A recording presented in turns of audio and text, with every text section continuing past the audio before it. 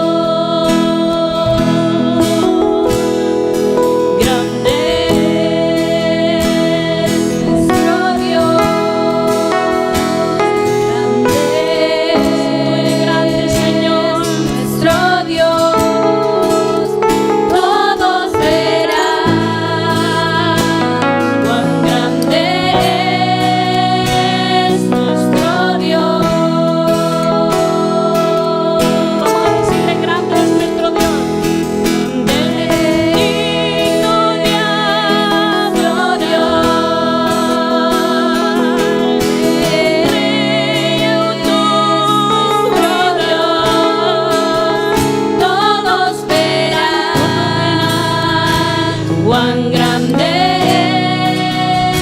es nuestro Dios.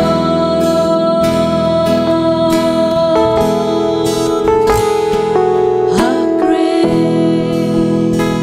is our God. Sing with me. How great is our God. And all we sing, how great, how great.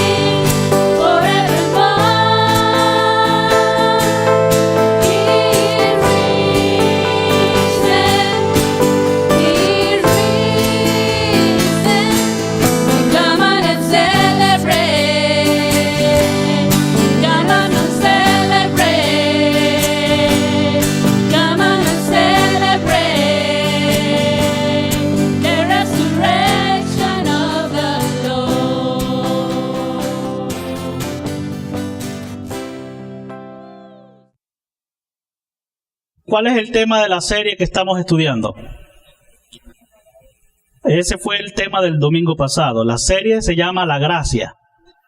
Y el tema del domingo pasado, dijo la hermana Elizabeth, se llama Suprimiendo la Gracia. Hoy vamos a ver otro tema de la serie La Gracia y se llama Separado por la Gracia. ¿Cómo se llama el tema? Separado por la Gracia. Y quiero que busquen en sus Biblias Colosenses capítulo 2, versículo 6. Ese pasaje de Colosenses 2, 6 es un pasaje muy especial que todo creyente debería de conocer.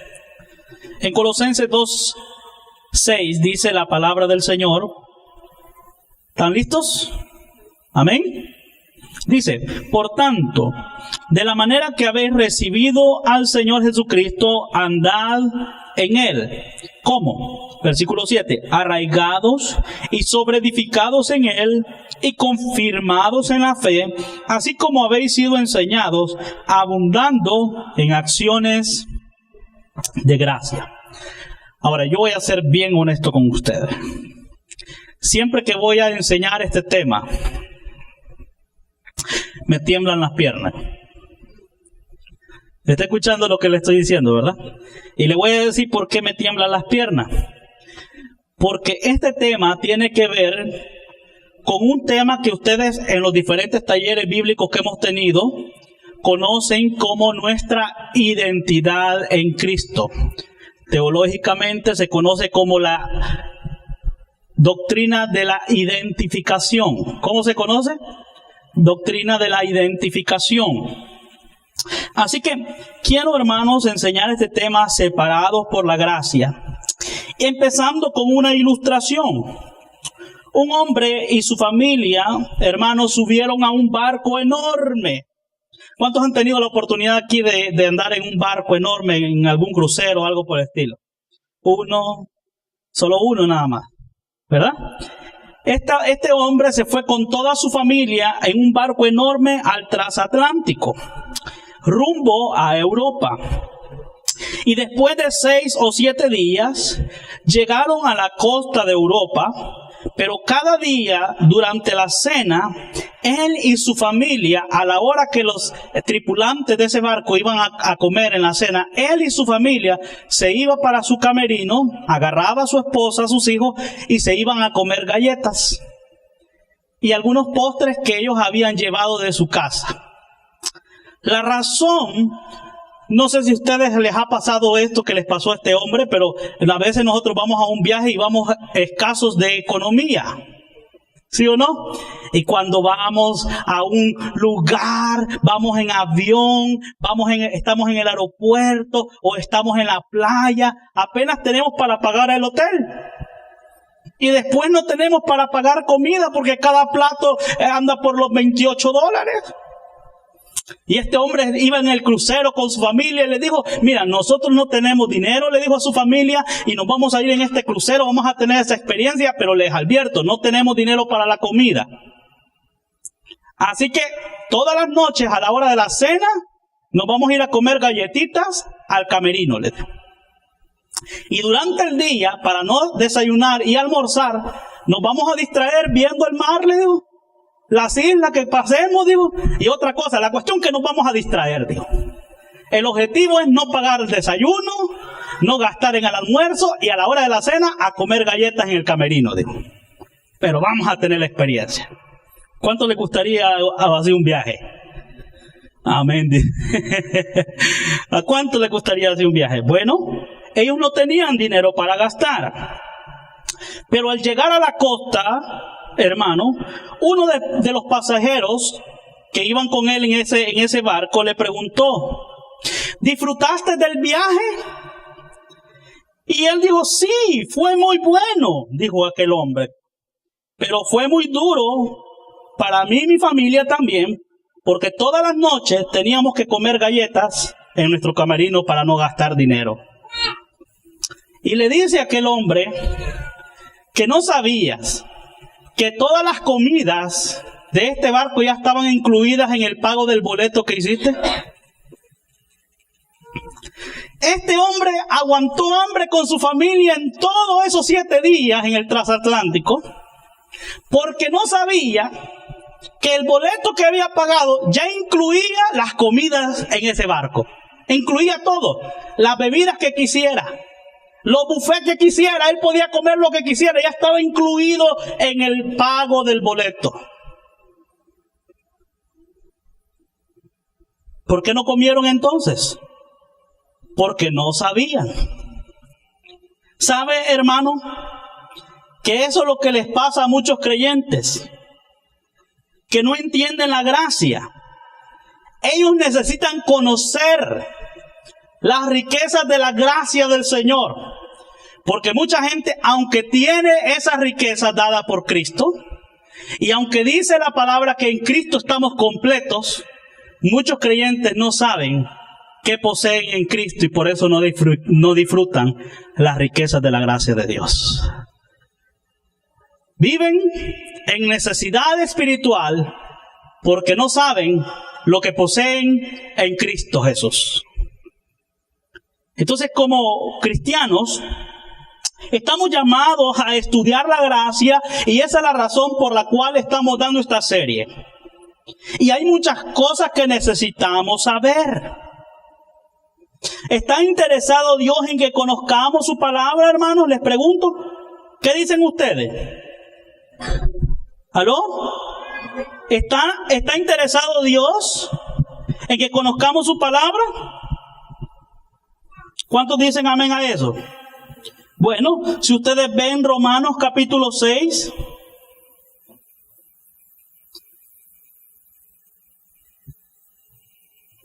¿qué dice el versículo 9? Miren la palabra con la que inicia este versículo 9 del Romano 6. Sabiendo. ¿Qué palabra es la que usa este versículo? Sabiendo. Les pregunto, ¿está interesado Dios en que sepamos? ¿Quiere Dios que nosotros como creyentes sepamos? Dice, sabiendo que Cristo, habiendo resucitado de los muertos, ya no muere. La muerte no se enseñoreará más de él. Y al saber, ¿qué podemos hacer nosotros? Bueno, ¿qué debemos de saber? Versículo 12. No reine pues el pecado en vuestro cuerpo mortal, de modo que lo obedezcáis en sus concupiscencias. Versículo 13. Y si sabemos esta cosa, debemos de saber que no debemos de presentar vuestros miembros al pecado como instrumentos a la iniquidad, sino presentaos vosotros mismos a Dios como vivos de entre los muertos y vosotros miembros a Dios como instrumentos de justicia. ¿Y cómo es posible esto? Versículo 11. Considerándose. Así también vosotros consideraos muertos al pecado, pero vivos a Dios en Cristo Jesús, Señor nuestro. Así que hay palabras claves aquí. Uno, saber. Debemos saber ciertas verdades, ciertos beneficios que tenemos por la muerte de Cristo. Segundo, consideraos. Y 3, presentarnos. Amén. ¿Cuántos quieren saber, considerar y presentarse delante del Señor? Así que como cristianos tenemos la instrucción de vivir ¿cómo? De vivir la vida de igual manera como fuimos salvos. El pasaje de Colosenses 2:6, ¿qué dice la Escritura en Colosenses 2:6?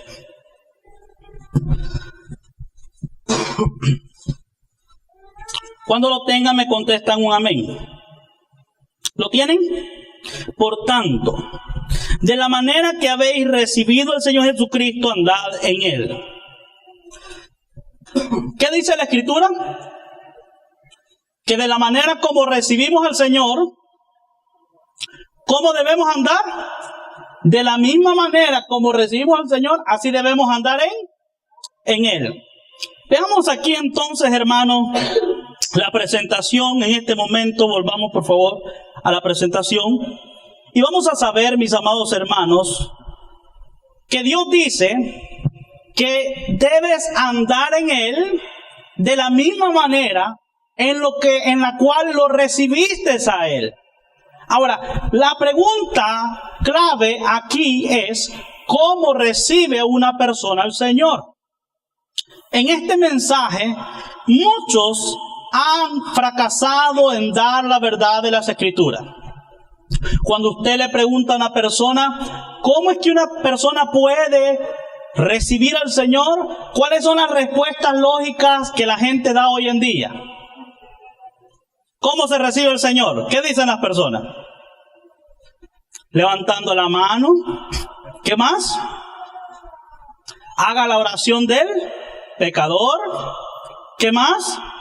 Pase al frente. Arrodíllese. Bautícese. Cumpla los mandamientos. Y las personas dicen muchas cosas. Pero, ¿qué dice la Escritura? ¿Qué dice San Juan 1:12? Busque conmigo San Juan 1:12.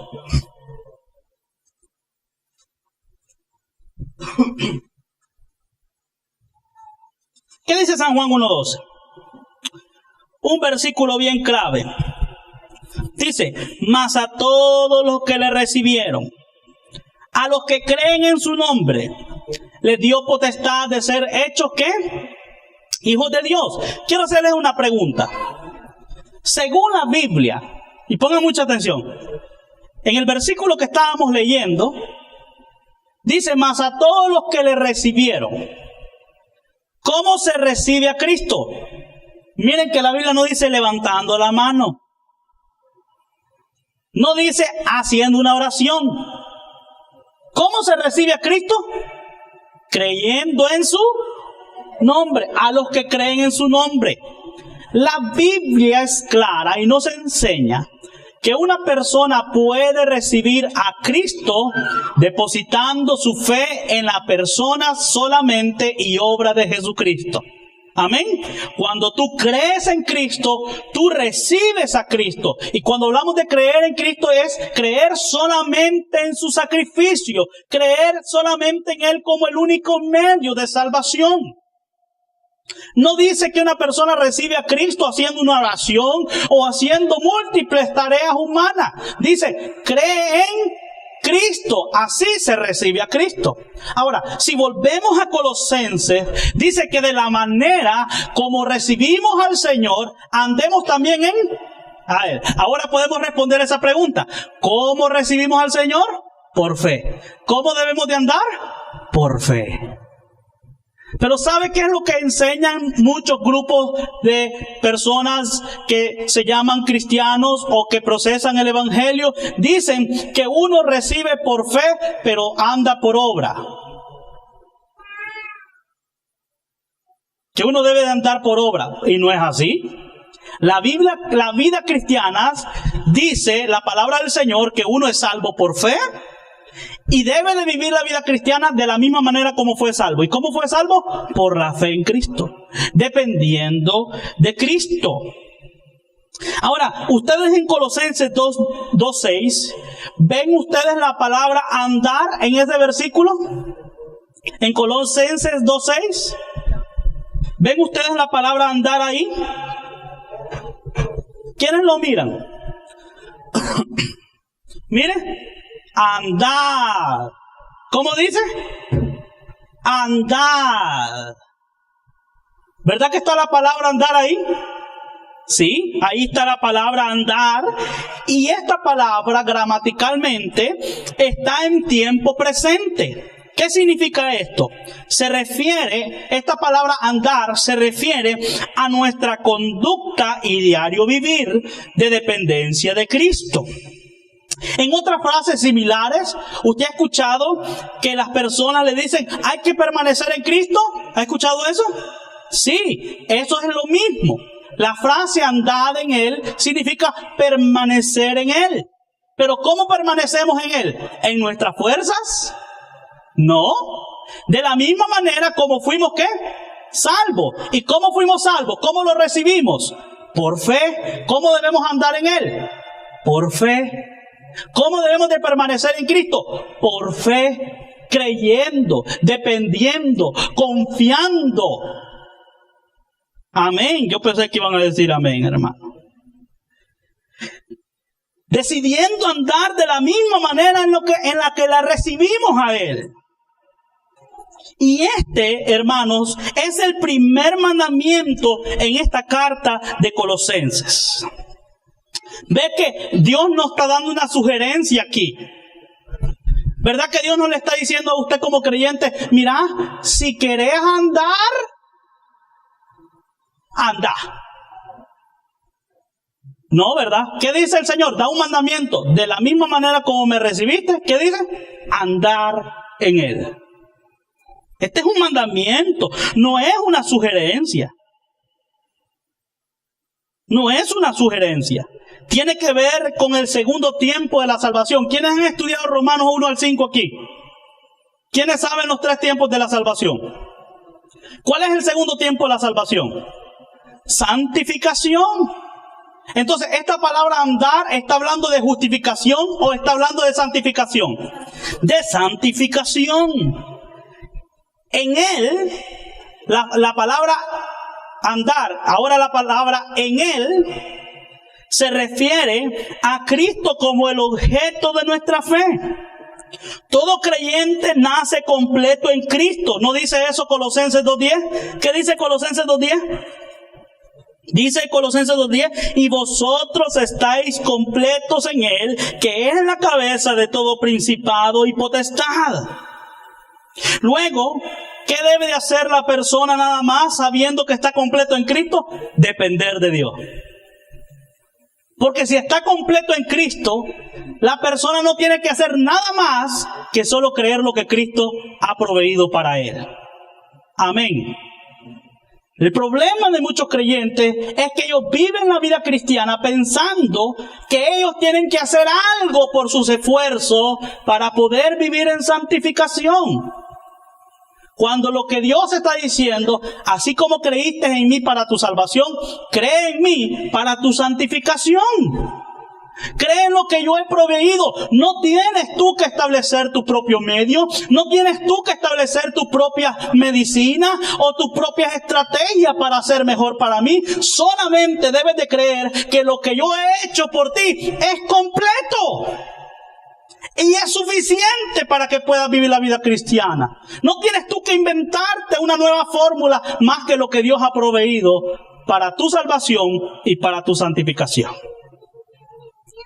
Entonces, mis amados hermanos, en 1 Pedro 3:18 dice, porque también Cristo padeció una sola vez por los pecados, el justo por los injustos, para llevarnos a Dios, siendo la verdad muerto en la carne, pero vivificado en el Espíritu. ¿Y para qué murió Cristo según 1 Pedro 3:18? ¿Para qué murió Cristo? ¿Para qué, hermanos? Para llevarnos a Dios. Aló. O sea que, cuando pusimos nuestra fe en Cristo, Dios se dio a sí mismo por nosotros, según San Juan 1:12. Y 1 Pedro 3:18 dice que Jesucristo murió por nosotros para llevarnos ¿a quién? A Dios. O sea que no son tus obras las que te llevan a Dios. ¿Por qué murió Cristo? Para llevarnos a Dios. No es tu mérito, no es tu esfuerzo, no es tu persona, tu fidelidad, tu permanencia la que te va a garantizar que vas a llegar a Dios. Muchas veces le preguntamos a los creyentes, mire, ¿y qué debemos de hacer para ser salvos? No, claro, me dijo. Permanecer, me dijo. Perseverando, haciendo el bien, me dijo. Pregunta, ¿son tus obras las que te llevan a Dios en una Biblia? ¿O es la obra perfecta en Cristo? ¿Es la obra de Cristo la que te lleva a Dios? Nosotros no obramos para ser salvos. Nosotros no obramos para que esas obras nos lleven a Dios. Nosotros obramos porque somos salvos y confiamos plenamente en la obra suficiente de Cristo. Y la obra suficiente de Cristo, la palabra en Colosenses 2:10 dice que estamos completos en Cristo. No necesitamos nosotros establecer una obra humana para llegar a Dios. Más que solo confiar en ¿quién? En Cristo Jesús. Cuando vamos a consultar a un médico, significa que tenemos confianza en él, ¿sí o no? ¿O usted iría donde un médico al cual no le tiene confianza? Imagínense si fuera el médico, el doctor Chapatín. ¿Usted iría donde un médico así? No. Usted iría a donde un buen médico, un médico que sabe lo que está haciendo. ¿Sabe por qué? Porque usted está poniendo su vida en las manos de ese médico. Hace 3 días me tocó estar con mi esposa en Baltimore en un procedimiento que le iban a hacer a ella y a mi bebé. Y el procedimiento era bastante riesgoso. Y una de las cosas que hablábamos con la doctora de mi esposa es que le decíamos, doctora, por favor, si nos va a referir a un especialista, que ese especialista realmente sea especialista, le decía yo. ¿Sabe por qué? Porque si yo voy a poner la vida de mi esposa y de mi hijo en manos de un hombre, que sea en manos de un hombre que sabe lo que está haciendo. Y claro, el procedimiento era difícil y mi confianza está impuesta en Dios, ¿sí o no? Pero Dios también obra a través de estos hombres a quien le ha dado ¿qué? El conocimiento para ejercer la medicina. Yo le decía, Señor, provee un hombre que sepa lo que está haciendo. La vida de ella y de mi hijo estaban en manos del trabajo de este doctor. ¿Está escuchando lo que estoy diciendo? De la misma manera, usted pone su vida en manos de los médicos. De la misma manera como usted pone la vida suya en manos de un médico, así usted pone su vida en manos de ¿quién? De Cristo. Y pone su confianza únicamente en Él. Si creemos en un maestro, y usted dice, Él es mi maestro, ¿qué está diciendo usted? Significa que usted tiene la confianza que lo que esa persona le está enseñando es que es bueno. ¿Y cuántos tienen como maestro a Jesucristo? ¿Podemos estar completamente convencidos y confiados de que lo que el Señor dice es la verdad de Dios? Pues Dios en su verdad dice que así como le recibimos, así también confiemos en Él para vivir la vida cristiana. Creer en Jesucristo significa que podemos poner nuestra confianza en Él como Salvador, que nos va a llevar a Dios. Y Él es el proveedor de la vida eterna. Según de Timoteo 1:11, Pablo decía, por lo cual asimismo padezco esto, porque no me avergüenzo, porque yo sé en quién he creído. Aleluya. ¿Y usted sabe en quién ha creído? Pablo sabía en quién había puesto su confianza. Pablo decía, yo sé en quién he creído. Lastimosamente, mucha gente no confía solamente en Dios, sino que confían en sus obras. No, Dios tiene que hacer su parte, pero también nosotros. ¿Y qué dijo Jesús? Yo soy el camino, yo soy y yo soy y nadie va al Padre si no es por, no dijo, y nadie va al Padre si no es por mí y por tus obras. Pablo tenía su confianza solamente en Cristo Jesús. Y el tener su confianza en Cristo, ¿qué le daba a Pablo? Seguridad. Pero cuando usted le pregunta a una persona, ¿usted está seguro que si Dios viene ahorita, usted se va a salvar, se va a ir con el Señor? Dice que yo. ¿Quién se Fabi? ¿Está difícil? Posiblemente si viene ahorita me quedo. ¿Por qué las personas no están seguras? ¿Sabe por qué? Porque si tuvieran su fe solamente en Cristo, estuvieran seguras como el apóstol Pablo. Estuvieran seguras como usted y yo, que hemos creído en Cristo para salvación. Pero cuando una persona no está segura de su salvación, ¿sabe por qué? Es porque no tiene solamente la fe en Cristo, sino que está dependiendo de sus obras para ser salva. Y sus obras no son perfectas. Y por eso esa persona, al momento que le preguntan si muere, va a ser salvo, esa persona dice, no lo sé. Lo que he hecho no está muy bueno para ir al cielo. Pero Pablo, como tenía su confianza, sabía en quién había creído, él estaba seguro. ¿Por qué estaba seguro? Porque Cristo es poderoso para guardar mi depósito para aquel día. Pablo sabía que su vida estaba en manos ¿de quién? De Cristo. Y Cristo guardaba ¿qué? Su depósito para aquel día. ¿No es eso maravilloso, hermano? Que usted pueda confiar mejor en lo que Cristo hizo y no en lo que usted hace para ir al cielo. De la misma manera, usted puede confiar en lo que Cristo ha proveído para vivir la vida cristiana. No se necesita establecer sus propias maneras para vivir la vida cristiana. Hay muchos cristianos que piensan que para su santificación tienen que hacer una cosa increíble. ¿Y qué tienen que hacer? Oh, hermano, permítame, tengo que hacer unos 40 ayunos. ¿Está bueno ayunar? Sí, ayune. Pero no porque ayunó, usted ya se volvió más santo.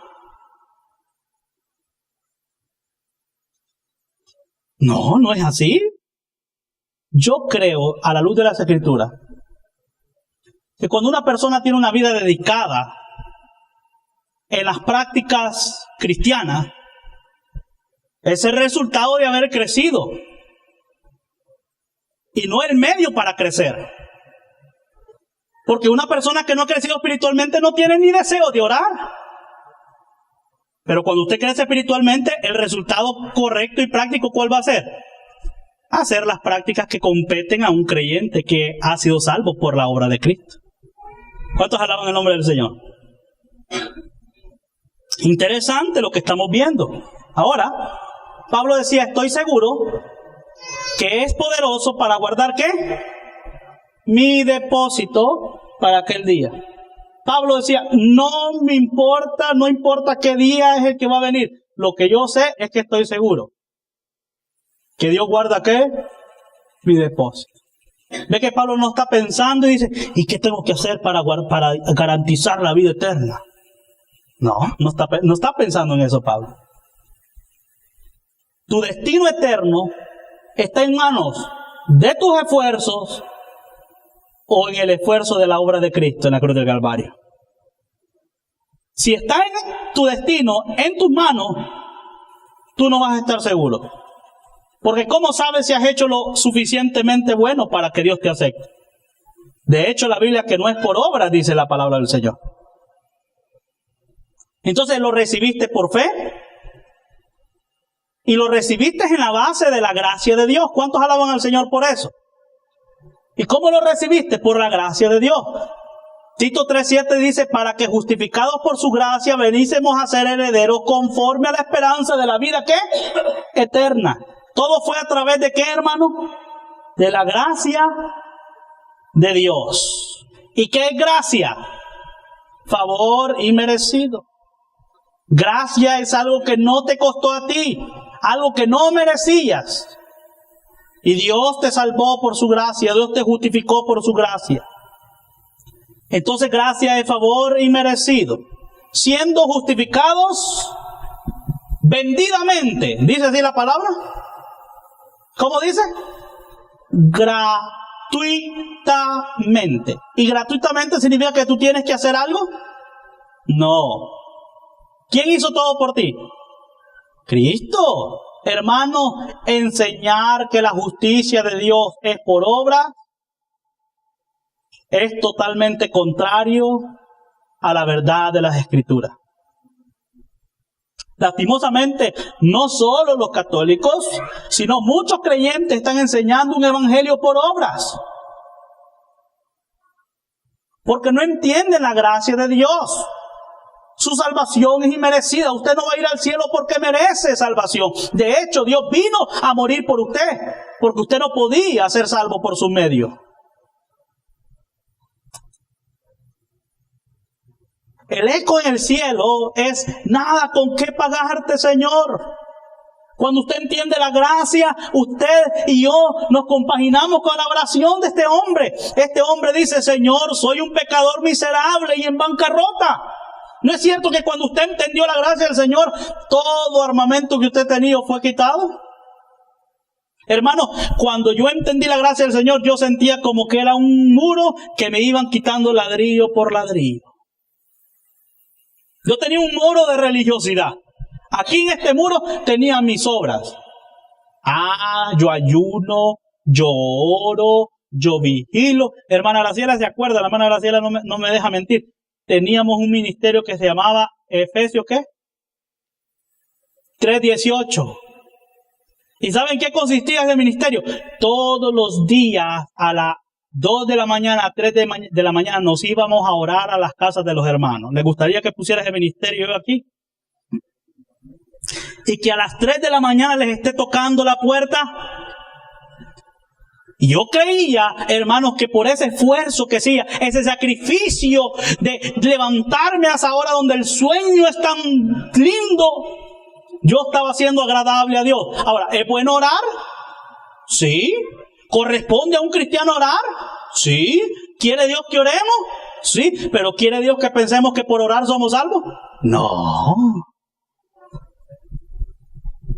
Y allá íbamos con la hermana Graciela, ella con su guitarra, y yo llegábamos a la casa y empezábamos a dar serenata a los hermanos, ya los hermanos nos abrían la puerta y empezábamos a orar con los creyentes. Y no orábamos así calladitos, es duro, que hasta los vecinos se despertaban y nos mandaban a callar. Y en ese entonces no solo teníamos la guitarra, ¿se acuerdan de hacer el guitarrón también? Chum, chum, chum, chum, chum, chum, chum.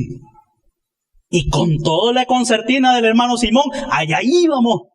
El guitarrón, la guitarra, la concertina, a adorar al Señor. Pero a pesar de ese esfuerzo, cuando yo me di cuenta que no eran esas obras las que mantenían mi salvación, las que me llevaban a Dios, yo, óigame bien, entendí esto, soy un pecador miserable. Cuando me preguntaban, ¿cuántos pecadores hay aquí? Oh no, yo decía, pecadores los que están allá afuera, hijos del diablo, mentirosos. Esas hermanas como andan pintadas como que fueran del diablo, son del diablo, decía yo. A ellos los consideraba pecadores, pero yo por el hecho de lo que hacía, yo pensaba que era muy santo y muy agradable a Dios. ¿Cuántos vienen de allá, hermano? Yo vengo de ahí. Pero ¿sabe qué entendí a través de la gracia del Señor? Que yo no merezco nada. Y que soy un pecador miserable, en bancarrota, y que no tengo nada con qué pagar a Dios para mi salvación. El apóstol Pablo, 20 años, hermanos, después de haber creído en Cristo, Pablo decía, yo soy el último de los apóstoles. 6 años después de esos 20, Pablo decía, yo soy el último de los santos. Y 3 años después de esos 26, Pablo dijo, yo soy el primero de los pecadores. ¿Qué fue lo que a Pablo cambió su perspectiva de sí mismo? ¿Sabe qué fue? La gracia de Dios. Cuando tú entiendes la gracia de Dios, esa gracia, sino que como dice Romano, dice, ¿dónde queda la jactancia? Queda excluida. Entender la gracia te hace a ti entender realmente quién eres ante Dios. Porque si tú te comparas delante de otra persona, tú vas a decir, oh no, yo soy más espiritual, yo oro más. Pero cuando te comparas ante el santo Dios, te miras el primero de los pecadores, como el apóstol Pablo lo mencionaba. Así que hermanos, recuerde, somos pecadores, pero ¿cómo es que somos pecadores? ¿Somos pecadores cuando ya tenemos conocimiento del pecado? ¿O somos pecadores por herencia? ¿Aló? Un día me preguntaron, bueno, Dios no es justo porque un niño es inocente, me dijo, y un niño que muera no es justo, me dijo. Pero les pregunto, cuando un niño nace pecadormente con una naturaleza pecadora. ¿Y cuál es la paga del pecado? Así que si Dios permite la muerte de un infante, no es porque Dios no sea justo. ¿Aló? Porque nace como un ¿qué? Pecador. Ahora, ¿cuántos saben que Dios es santo? Y esto es, hermano, es el tiempo, esa línea que ustedes ven ahí es el tiempo. desde la creación hasta el año en el que estamos nosotros. Y hay algo en la Biblia que se menciona como el reino de Dios. Y la Biblia dice en Colosenses 1:16, porque en Él fueron creadas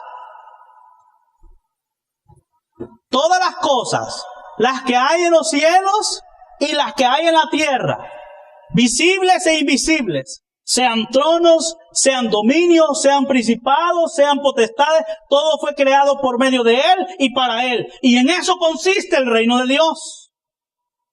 Todo fue creado ¿para quién?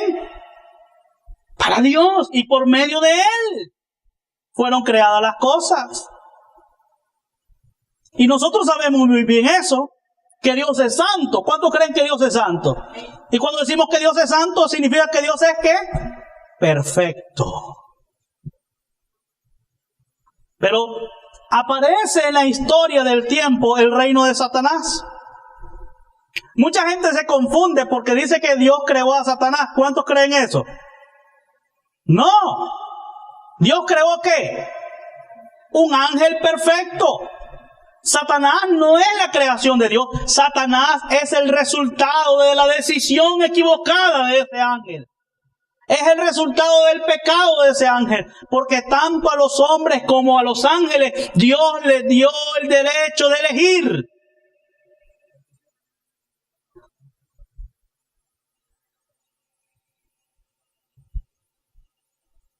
Y todos sabemos que Dios es soberano, es recto, es justo, es sabio, todopoderoso, es amor. En Él es un Dios de creatividad. ¿No les parece a ustedes que Dios es creativo, hermano? Hermanos, mírenle los rostros a los que están aquí, hermano. Ninguno se parece.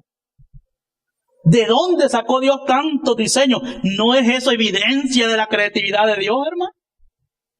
Los colores de las flores, la diversidad de los animales, ¿no les parece suficiente creación ahí?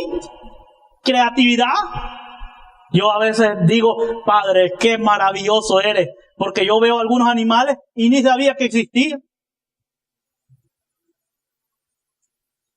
Allá por mi ciudad donde yo vivo, en Chinameca, hay un cantón que pertenece a Chinameca, el hermano lo conoce, en un lugar que le llaman Los Pocitos, ¿de acuerdo, hermano Mario? Y usted va en ese lugar y allí en los pocitos brota agua de nacimiento. ¿Y sabe qué es lo que más abunda ahí? Un montón de mariposas. Y usted mira ahí, hermano, una diversidad de mariposas, que un día tuve que hacer una tarea en la escuela para disecar mariposas de diferentes estilos y géneros. ¿Y a dónde me fui? A Los Pocitos. Y cada vez que yo miraba una mariposa diferente, la atrapaba, la disecaba y la pegaba en un cuadro. Pero me admiré ver tanta diversidad. Yo dije, ¿cómo vamos a poner todas estas mariposas en un cuadro? Mejor tomémosle fotos, dije. Y comencé a tomarle fotos. Y aún así no me ajustaban los rollos para toda la diversidad que Dios creaba. Dios es espíritu, ¿sí o no? Y Dios es vida eterna. ¿Cuántos creen que Él es vida eterna? En Él está la vida eterna. Pero el hombre, por el hecho que Dios es soberano, Dios crea al hombre a su imagen y semejanza. Y como Dios es soberano, Dios le da al hombre una voluntad que concuerda con eso. Como Dios es recto, Dios hace al hombre con una característica de moralidad. A ver, ¿hay que enseñarle la moralidad a la gente o ellos nacen con ese conocimiento de la moral? Pregúntele a una persona, ¿ha estudiado usted Éxodo 20 alguna vez? No, fíjese, ni sé qué dice. Pero le pregunto, ¿usted sabe que robar es malo? Sí, es malo. ¿Y cómo sabe que eso es malo? Porque Dios los creó con un estándar de moral. Nadie puede negar la existencia de Dios, porque negar la existencia de Dios es negar también la moral. Y toda la gente tiene un concepto de la moral. ¿Aló? No pueden negar. Tienen un concepto de la justicia. ¿Ha escuchado decir a la gente, no, eso no es justo? ¿Y por qué tienen concepto de justicia? Porque Dios es ¿qué? Justo. Y Dios nos creó a su imagen con la habilidad de poder saber qué es justo y qué no es justo. Sabio, ¿verdad que Dios es sabio? Pero ¿verdad que Dios no nos hizo así? Nos hizo con intelecto. Dios nos hizo, hermanos, con la habilidad de pensar. Que no queremos a veces hacerlo es otra cosa. Pero tenemos la habilidad para pensar, para analizar. ¿Cuántos alaban el nombre del Señor? Nos hizo con habilidades porque Dios es poderoso. ¿Cuántos alaban a Dios? ¿Usted tiene habilidades, hermano? Mire, cuando yo escucho a un creyente y el creyente es que yo no sé hacer nada para Dios. Ay, hermano, eso no es verdad. Todo Dios nos ha creado con habilidades. Pero muchas veces ponemos eso como pretexto para no utilizar las habilidades que Dios nos ha dado para su obra. Aquí hay gente que tiene habilidades y no las ocupa porque no está consciente de la necesidad de establecer esas habilidades para la obra del Señor. Pero Dios nos ha hecho con habilidades. Relaciones. Dios es amor. ¿Cuánto creen que Dios es amor? Y por eso Dios nos dio la habilidad de poder tener buenas relaciones en el amor de Cristo. La persona que diga, no, es que yo no puedo vivir de esa manera como Dios pide, no es correcto porque Dios te ha hecho a su imagen y semejanza. Dios te ha dado a ti la capacidad para poder relacionarte con las personas. Creatividad. ¿Verdad que usted tiene expresiones? ¿Aló? ¿No es cierto que su rostro expresa? Hermano, usted no necesita hablar cuando está enojado. Su esposa no le necesita decir algo, usted con solo la mirada ya le entiende. ¿Sí o no? Somos personas con expresiones, espiritualidad. Tenemos, hermanos, nosotros un espíritu dado por el Señor, y los que somos creyentes tenemos el espíritu del Señor que nos ayuda a poder vivir una vida en el espíritu. Y tenemos vida eterna los que hemos creído en Cristo, ¿sí o no, hermano? Dios nos ha dado todo esto. Pero el hombre y la mujer que fueron creados en el principio, que fueron creados en armonía con Dios, decidieron, óigame bien, en un punto del tiempo, tomar una decisión contraria a la voluntad de Dios. Todo perfecto. No había un conjunto de leyes más que solo una restricción. ¿Cuál era la restricción? No comer, ¿de qué? Del árbol, de la ciencia, del bien y del mal. Y mucha gente me pregunta, pastor, pero si Dios es perfecto, y si Dios todo lo hace bien, ¿por qué si Dios hace todas las cosas bien? ¿Por qué si sabía que ese árbol iba a traer consecuencias? ¿Por qué lo puso ahí? ¿Por qué mejor lo que les iba a traer problemas al hombre y a la mujer? ¿Por qué no quitó mejor ese árbol? Bueno, le voy a decir, imagínese que usted fuera un diseñador y usted tuviera un robot diseñado por sus manos, pero usted quiere que ese robot tenga voluntad propia. ¿Cómo le haría? El robot perfecto, dice usted, es aquel que tenga voluntad propia. Dejaría de ser robot cuando tenga voluntad propia. Porque mientras es robot, el robot va a hacer lo que su voluntad si lo requiera. Imagínese si usted no se ha podido casar y hace usted un robot mujer. Y le dice, dime que me amas. Te amo. Dame un abrazo. Te amo. ¿Cómo se sentiría con ese amor usted, computarizado? Ahora, ¿cómo cree usted que se sentiría Dios si hubiera creado robots en vez de seres humanos? Dios puso ese árbol ahí porque Él no quiere obligar ni cronotizar a nadie para que le ame.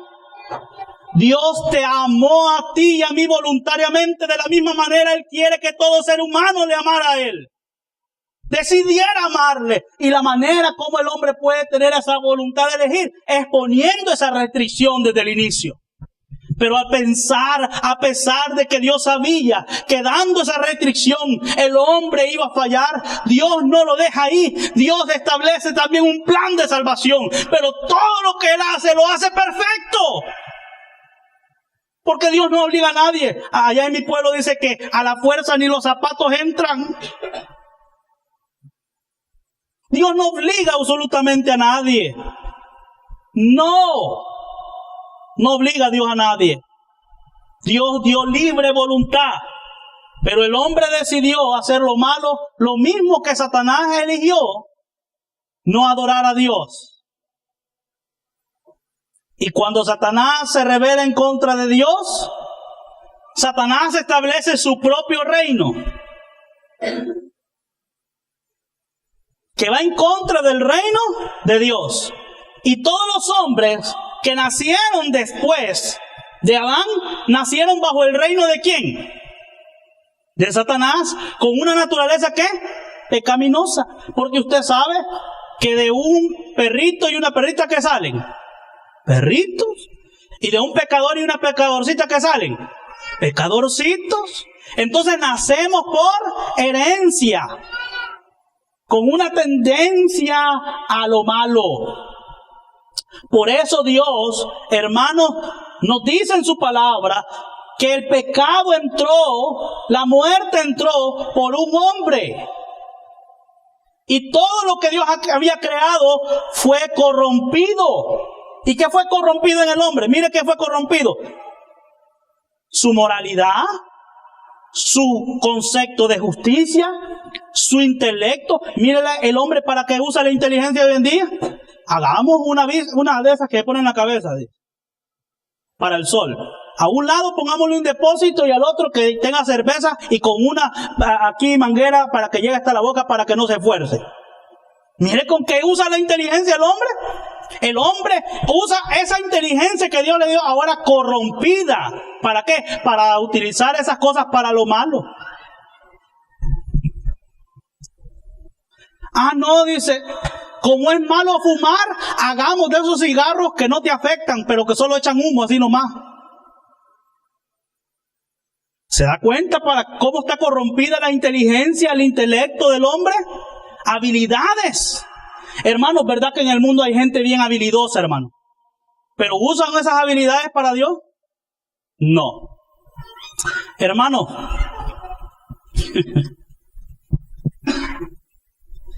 ¿y usted sus habilidades las está usando para Dios o para el mundo?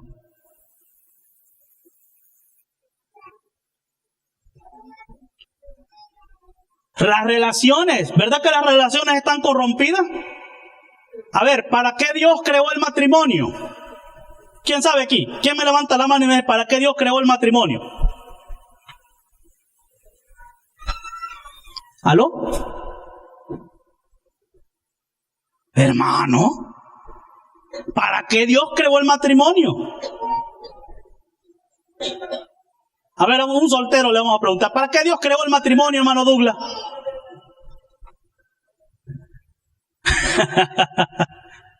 ¿Quién me dice para qué Dios creó el matrimonio?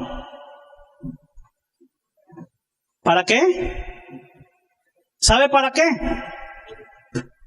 Para que fuera una expresión de la relación de la iglesia con Dios.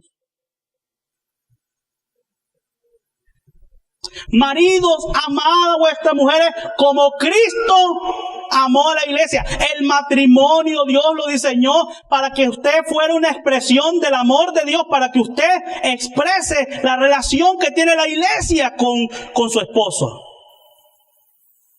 Pero cuando el pecado entra, ¿qué fue corrompido? Ahí hasta las relaciones fueron corrompidas. Y hoy los matrimonios no reflejan el amor de Dios. ¿Qué reflejan los matrimonios ahora? Reflejan desprecio, reflejan odio, reflejan reproche, reflejan amargura, reflejan, hermanos, insultos, pero no reflejan el amor perfecto de Dios. ¿Por qué? Porque fue corrompido por el pecado. Hermanos, de 10 matrimonios, si es posible, los 10 se arruinan hoy en día, porque yo creo que en las estadísticas ya no están ni en el 1. Se casan 10 y divorcian 10, hermanos. Se casan 10 y se divorcian 20.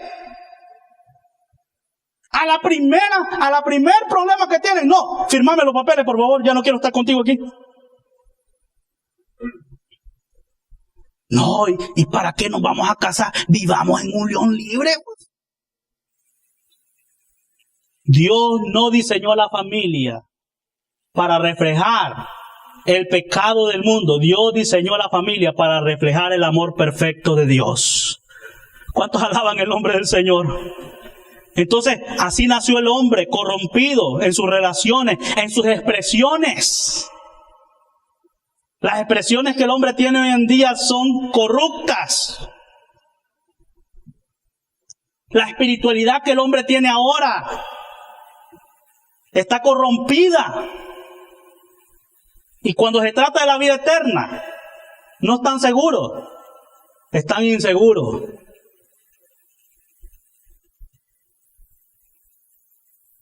Y hay discordia. Miren, hay discordia. O entre Adán y Eva no hubo discordia. Sí, ¿verdad? Hay discordia. Romanos 5:12, por tanto, como el pecado entró al mundo por un hombre y por el pecado la muerte, así pasó la muerte a todos los hombres por cuanto todos, ¿qué? Pecaron. ¿Y cuál es la paga del pecado, dice la Biblia? La muerte. Entonces, mis amados hermanos, ¿qué es muerte? Muerte es ¿qué? Separación. El hombre nació separado ¿de quién? De Dios. El hombre fue, antes de Adán pecar, Adán se identificaba directamente con la persona de Cristo, con Dios directamente. Pero cuando Adán peca, se separa, esa relación se daña. Y todos los que nacimos después nacimos pecadores con una identidad en Adán y no en Dios, y no en Cristo. ¿Nos identificábamos con Dios? No, mire, ¿con quién nos identificábamos? ¿Con el caído? No nos identificamos con Dios, nos identificamos con Él, que tenía una naturaleza pecadora. Pero recuerde, mis amados hermanos, Dios es santo, ¿sí o no? Y Él, como es santo, no puede permitir el pecado. ¿Y a quién sacó del huerto? Al hombre pecador, porque espiritualmente estaba separado de Dios. Y aunque el hombre tiene esta expresión de la imagen de Dios, esa imagen es corrupta. Es corrupta por el pecado. Va contraria al carácter santo de Dios. Y por consiguiente todos los seres humanos hemos nacido con la herencia de la muerte. Hermanos, un día está establecido según la Escritura que vamos a morir. Y después compadeceremos, dice, en un juicio. Y no por Dios, sino porque estamos identificados en Adán. Y ese es el veredicto de Dios, la muerte eterna. Ahora les pregunto, ¿en quién está identificado usted? En Adán. Así nació, con esa identidad. Se lo voy a explicar en forma sencilla. Yo cuando vi a la hermana Elizabeth y vi al papá de ella la primera vez, yo dije, aquí viene la matita, aquí viene el molde. Es que ella tiene rasgos muy similares a los de su padre, ¿sí o no? Y todos aquí nos parecemos a nuestros padres, de alguna manera. Y nosotros nacimos con una herencia de nuestros padres humanos. ¿Y cuál es esa herencia? Mire qué herencia más buena. El pecado y la muerte. Aló. ¿Identificados en quién? En Adán. Ahora, quiero enseñarles algo rápidamente. Todos estamos identificados en Adán, por consiguiente nacimos pecadores. Y en Adán la Biblia dice que todos ¿qué? Mueren. Pues así como por el pecado de un hombre, la muerte pasó a todos, tenemos la tendencia a hacer lo contrario a la voluntad de Dios porque nacimos con una naturaleza pecaminosa. A ver, ¿y cómo sabemos que tenemos esa tendencia? Yo estaba con Jacob. ¿Cuántos conocen a Jacob? Y le dije a Jacob yo lo siguiente, lo agarré en mis brazos y le dije yo, esto no se toca, le dije. Mire lo que le dije a Jacob, tan chiquito. Y le dije, esto no se toca, hijo, le dije. Mire, hijo, le digo, no se toca, no le haga así. ¿Qué creen ustedes que fue lo primero que hizo? ¿Ah? Yo le decía, no lo toque, hijo. ¿Y sabe qué hacía él?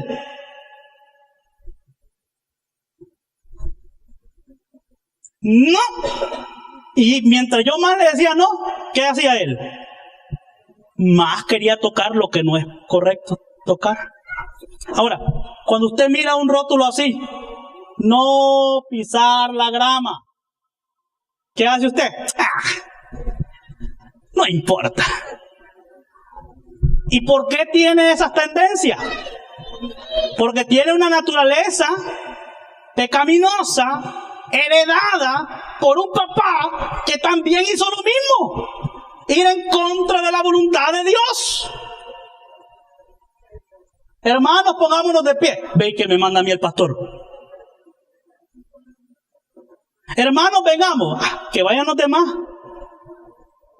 ¿De dónde sale esa tendencia a ir en contra?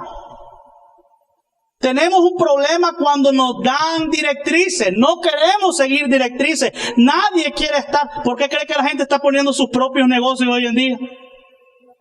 Porque la gente no quiere estar bajo el mando de un jefe. Yo no quiero que nadie me mande. Yo quiero ser el que mande aquí.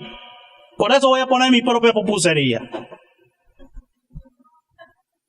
La tendencia a no estar bajo la dependencia de alguien y queremos nosotros depender de nosotros mismos. El ser humano no quiere depender de Dios.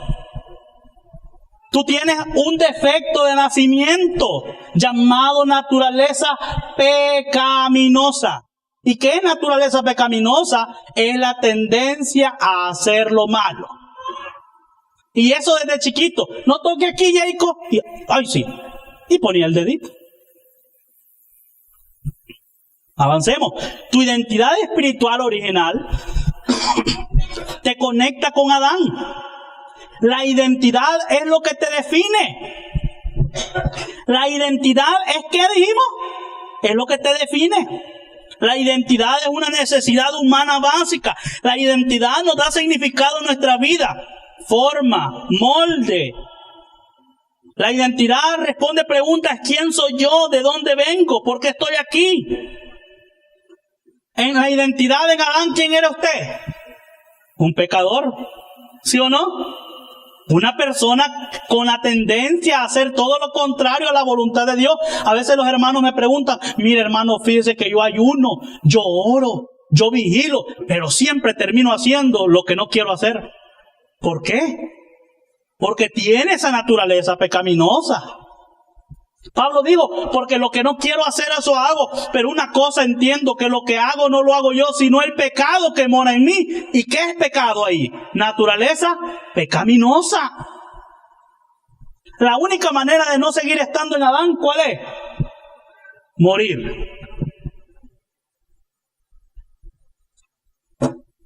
Aquí les voy a decir algo que no les va a gustar a muchos. Porque vivimos en un país donde la mayoría de nosotros quisiéramos tener la ciudadanía. ¿Sí o no? Ahora, ¿qué tenemos que hacer para ser ciudadanos de Estados Unidos? ¿Ah? ¿No le escucho? Legalmente, ¿qué tenemos que hacer para legalizarnos? A ver, ¿cuántos quieren ser aquí residentes o ciudadanos? Vale, ciudadanos, levanten la mano. Sí, de Estados Unidos. Uy. Y tal vez usted diría lo siguiente: si identidad es lo que te define, mucha gente que piensa que identidad es lo que hace. Identidad no es lo que tú haces, sino que es lo que te define cómo eres o quién eres. Y mucha gente viene a este país y viene allá del cantón El Cujucuyo, pero aquí quiere venir a hacerse pasar como que fuera un americano. ¿Y tú qué eres? Le dije. No, yo no soy salvadoreño, yo soy americano. ¿Y cuántos han pensado así? Ah, que no ves cómo yo hablo. Mira, como Burger King, como en IHOP. Ya no me gusta el chancho, hoy como jamón. Y es lo mismo. ¿Verdad? Ya no como pupusa, hoy como oatmeal. Nada que conflay ni nada de eso. Oatmeal. Ya no como miel, hoy honey. Y cuando hablo, no me escuchas. Ok. Oyes. Hoy es jueves, no, hoy es domingo, ¿verdad?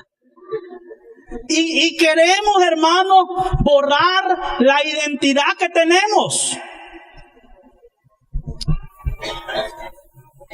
¿Le suena americano o le suena salvadoreño ese? ¿Y sabe por qué, Salvatruco? Porque aunque se vista, mira lo que dice aquí, FMLN. ¿Y qué es el FMLN? Un partido político de El Salvador. Pero ¿cuál es la única manera para no ser salvadoreño? Es que morir y volver a nacer. Así que si tú te avergüenzas de tu nacionalidad, te tengo la solución. Muere y vuelve a nacer. Aló. No, por favor, no me digan, no. Yo, querer ser salvadoreño, ya no. Yo me avergüenza la determinación. Pero, hermano, aunque comas hamburguesa, aunque te vistas, aunque hables un idioma diferente, aunque hables 3 idiomas, si tú naciste en El Salvador, seguirás siendo salvadoreño. Y cada vez que vayas a pedir trabajo y te pregunten, ¿dónde naciste? No vas a decir en América. ¿Qué vas a decir? En El Salvador. ¿Qué nacionalidad tiene? Salvadoreño. Solo que ahora, en vez de frijoles, dice beans. Entonces, ¿cuál es la única manera para no ser salvadoreño? Morir y volver a nacer. Y aquí voy a terminar la primera parte de esta enseñanza. ¿Con quién nacimos nosotros identificados? Con Adán. ¿Cómo podíamos identificarnos con Cristo? Si la única manera para dejar de ser salvadoreño es morir y volver a nacer, ¿qué tenemos que hacer para estar en Cristo? Nacer de nuevo. ¿Y cuántos quieren saber qué es nacer de nuevo? El próximo domingo les voy a mostrar la única manera de no estar en Adán, y la única manera es morir. ¿Cuántos alaban el nombre del Señor? Así que, hermanos, es necesario nacer de nuevo, y leamos todos este principio, por favor, en este momento, al contar 3. 1, 2, 3. Lo que impedirá a muchas personas entrar en el cielo es justamente en lo que están confiando para entrar allí. ¿Y en qué confía la gente? En su religión. Necesitamos nacer, ¿qué? De nuevo. ¿Cuántos quieren estar el próximo domingo para seguir entendiendo esta enseñanza? Hermanos, les invito a todos el próximo domingo a la misma hora y por el mismo canal. Pongámonos de pie, por favor. ¿Cuántos aprendieron? Así que cuando le pregunten, ¿y tú qué nacionalidad? Diga su nacionalidad, hermano. ¿Verdad? Salvadoreño que vive aquí en Estados Unidos, pero no olvido mis raíces. Amén. No olvido mis raíces. Sintámonos, hermanos, privilegiados de saber dónde Dios nos permitió que naciéramos. Vamos a orar en esta hora y démosle gracias a Dios. Señor, te damos gracias por tu palabra. Por nacimiento, por herencia humana, nosotros heredamos una naturaleza pecaminosa que nos identifica con Adán. Pero nosotros no queremos ser identificados con Adán, sino que queremos ser identificados con la persona de Cristo. Y hemos visto que la única alternativa para dejar de pertenecer a esa identidad que por herencia traemos al nacer es morir. De la misma manera, tú les enseñas que así como tú moriste, también nosotros hemos muerto. Así como tú resucitaste, así también nosotros hemos resucitado contigo a través de tu sacrificio. Y queremos entender las verdades de la identificación en Cristo Jesús. ¿Cómo fue posible que pasáramos de una identidad a otra solamente por la obra de Cristo? Y no por nuestras obras, porque nuestras obras, aunque fueran muy buenas al ojo humano, siempre estaban identificadas en el pecado. Pero a través de la obra de Cristo, nosotros ahora estamos identificados en su justicia. Gracias, Señor, por esta palabra. Gracias por los que están aquí presentes y escucharon la primera parte de este mensaje. Ayúdanos a entender, Señor, lo que viene a continuación en las Escrituras. En el nombre de Jesús te damos gracias. Amén y amén.